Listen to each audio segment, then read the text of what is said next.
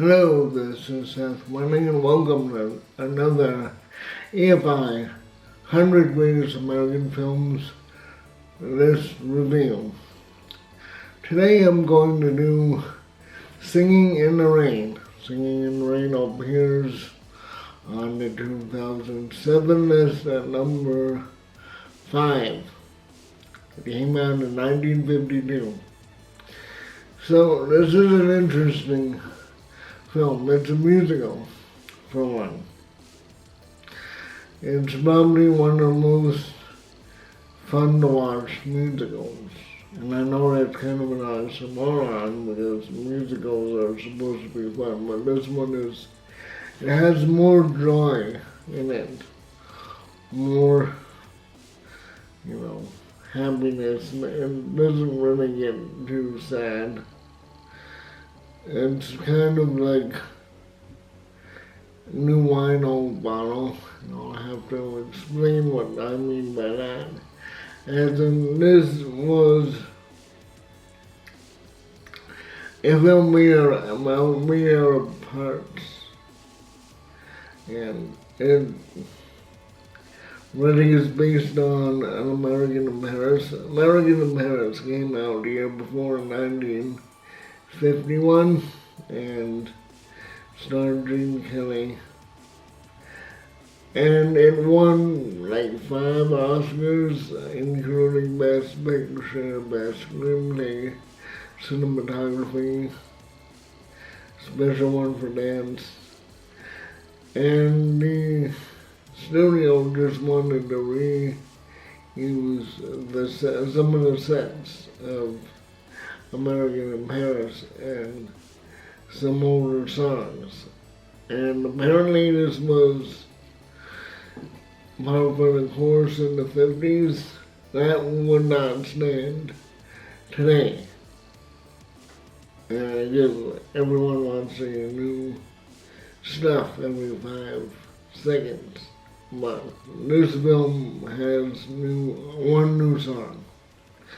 The new song is, of course, the title track, Singing in the Rain, and everyone has heard it. You're probably singing it in your head right now. It's a wonderful earworm.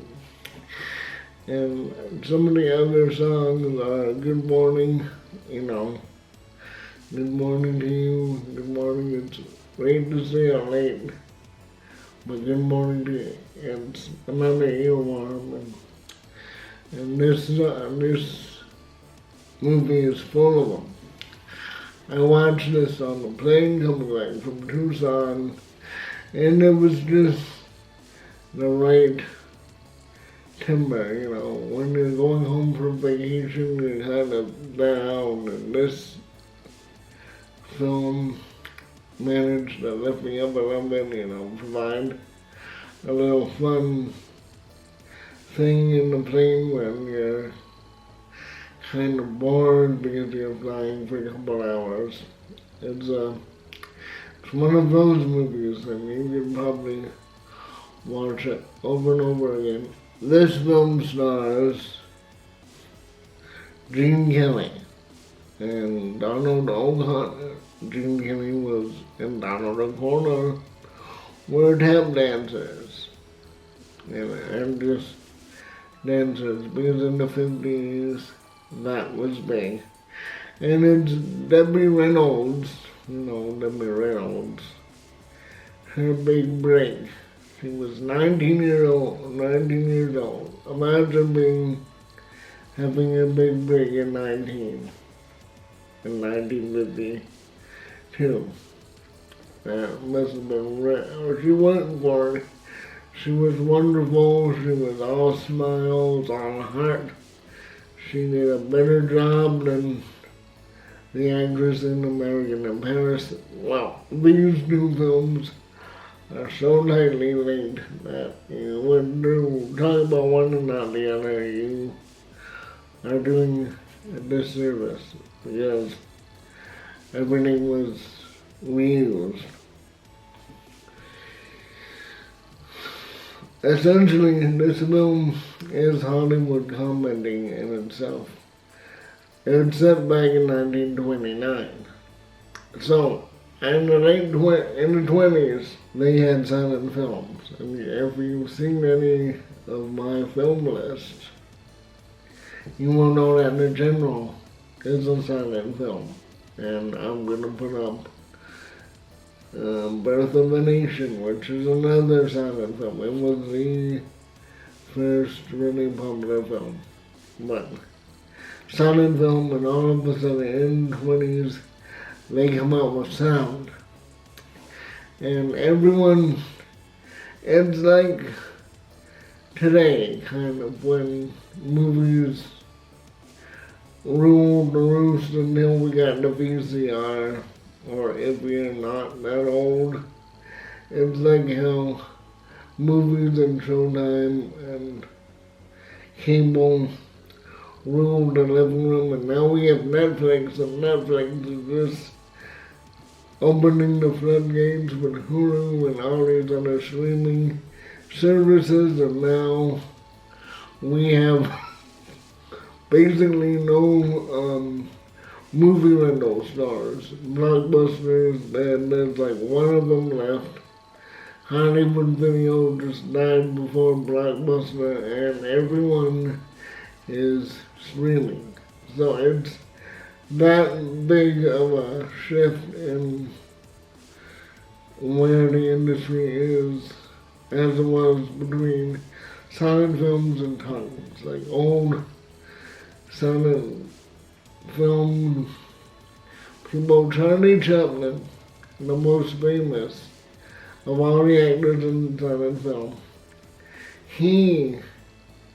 I think he only did one talkie, and then his career was basically over. When he was like the Harrison Ford of silent film, he was the king, the king.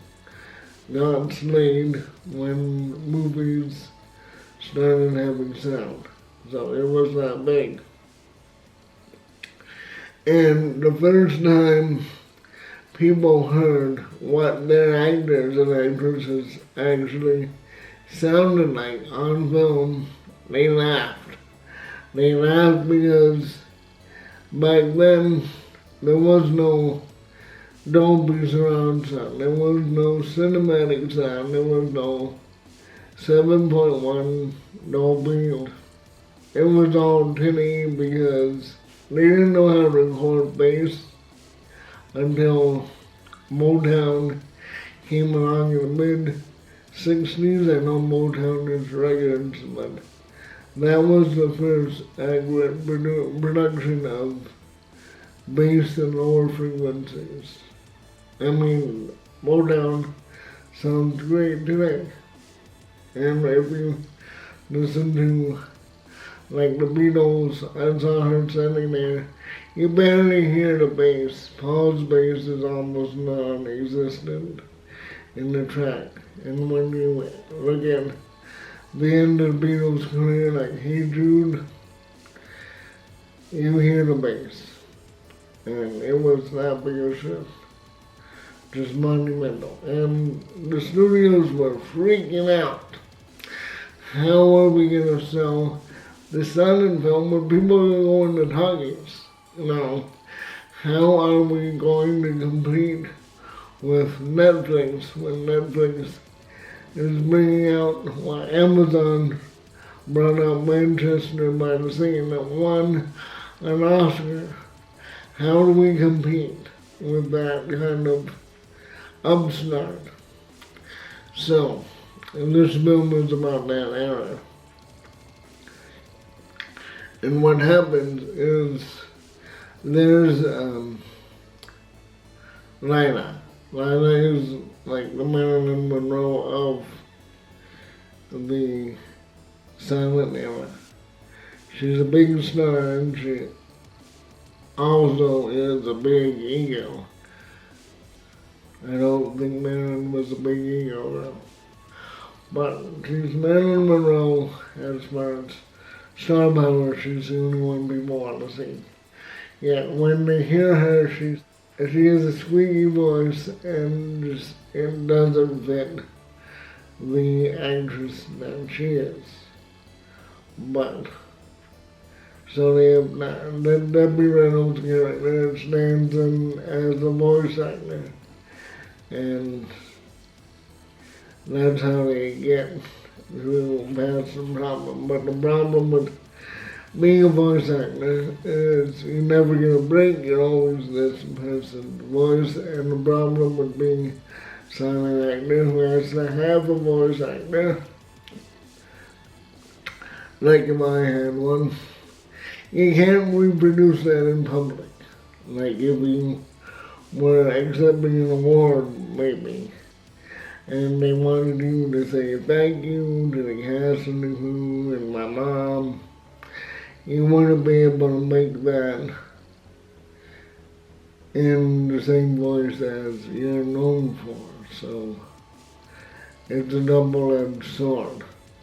So what happens is that people decided to scrap the silent film they were making, and Gene Kelly, Donald O'Connor, and Debbie Reynolds decided to make a new film out of an old film. And essentially that's what they're doing. They're making Singing in the Rain over An American in Paris, using a lot of the stuff used in American in Paris. Of course, since this is Hollywood commenting on itself and its history, they do it. Now, Singing in the Rain has probably the most iconic dance routine on film, two of them. One by Gene Kelly, which is Singing in the Rain. The other one is by Donald O'Connor, where he just flips himself around like a cartoon. He almost defies the laws of physics when he dances. You have to look that up because it's really amazing what he can do. And this was 1952. This was over half a century ago. This was 65 years ago. It's amazing. And it's just a fun film. You know, you don't have to read into it like read into the last night where you have to, you know, like Nazis or hate Nazis. And, you know, it's totally Hollywood commenting on itself. And it works. And it didn't get the rave reviews that American in Paris did, but since then, it's seen as a better film than American in Paris, even though it didn't win any Oscars. Because it's just a better story, it's a better, everything, the characters are better. And even though the songs are reused like as an American in Paris, it still works better. I think you would like this film if you like, especially if you're getting into musicals, which you should, because they're an underused, well, currently an underused American type of movie. They're fun. I liked it much better than La La Land. That's been that way. La La Land, that was very little plot. Very little plot. But Singing in the Rain was much better. So if you like this film, like and subscribe and all. Give you all and have a good day.